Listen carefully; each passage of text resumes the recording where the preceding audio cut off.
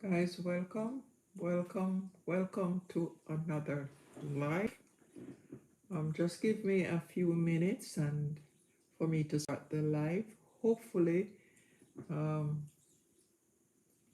this is late afternoon, so I'm not expecting to see anyone on the live, but hopefully, if it's one person will jump on. But then I know you guys, your faithful viewers, will watch it later. So I'm not too worried about that. So just give me a few.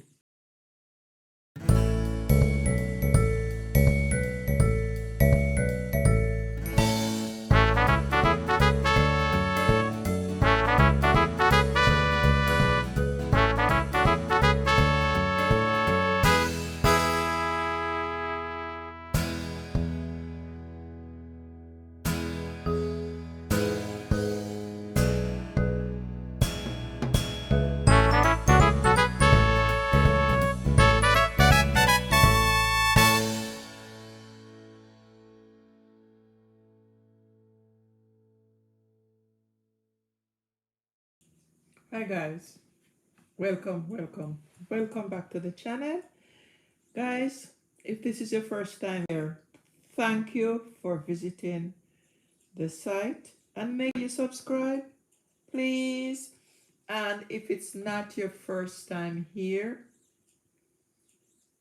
and you have not yet subscribed, this is the right time to do so. Guys, we are a respectful channel. Um, I bring you the news, I bring you things happening, maybe in a little comedian twist way, but it's the actual news. So this year, this what I'm going to say might, if you're a traveler, whether you're a Jamaican, you're American, Canadian, you're English, and you eat too much food, they might penalize you for it. Now, if you eat too much and you get fat, then me call that discrimination. They might discriminate against people who are heavy set, which if you're Jamaican, you know what I mean. When I say fat, heavy set, people who are overweight. No. I don't know if you have heard the latest from Southwest Airlines. Yeah, they are turning to the airline version of a dating app. Can you imagine that? Sorry, no seat for you unless you pay up front. That's the way they must say no. I get it. Airlines got to make money, right? But charging plus side travelers for an extra seat in advance, like going to a buffet and then getting a bill for the fork used.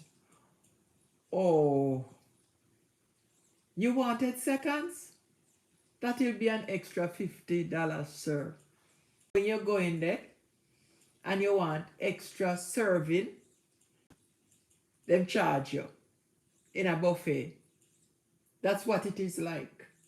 And let's talk about this new rule starting January 27. At least they give people 1 year to lose weight if they're a traveler. Southwest will now assign seats, which means no more the thrill. Find your own seat and hope it's not yet. Or it's not next to Uncle Bob, who talks about his land all flight.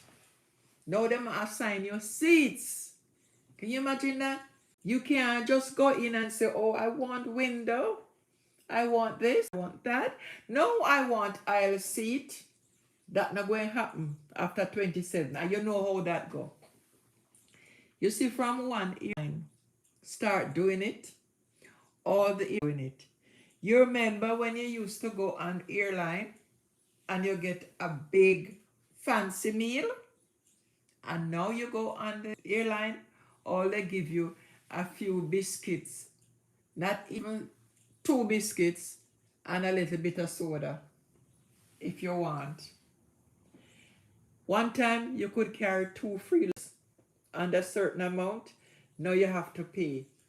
So now people who are plus sizes, it's going to cost them a lot more. They'll have to think about whether are to travel, if they can afford to travel, because they are going to be charged for 2 seats instead of 1. Can you imagine that? But if you need an extra, you have to buy it before you even get on the plane. It's like a concert ticket, except instead of choosing your favorite band, you're choosing whether you want to sit comfortably or pay extra to avoid a wrestling match. Speaking of armrest, I've always wondered, who decide that the arm is the dividing line between us? Is it a territorial thing like, hey buddy, this is my armrest. If you want your arm there, you gotta pay extra. I mean, I've seen people turn into MMA fighters over armrest space. It's like the Wild West of seating plans. Step up, buy your armrest rights. First come, first serve. And what about the refund policy? You can still get your money back if the flight isn't full, but it's not going more. It's like Southwest is saying, we might give you your money back, or we might just keep it and say you were no show because the flight was full. It's the airline version of we reserve the right to change our minds. I've been on flights where I had to make a choice. Do I want to sit comfortable, or do I want to save money and risk crammed like a sardine? Now it's like, well, you're plus size, you better book that extra seat in advance, because if you don't, you might end up sitting in the aisle.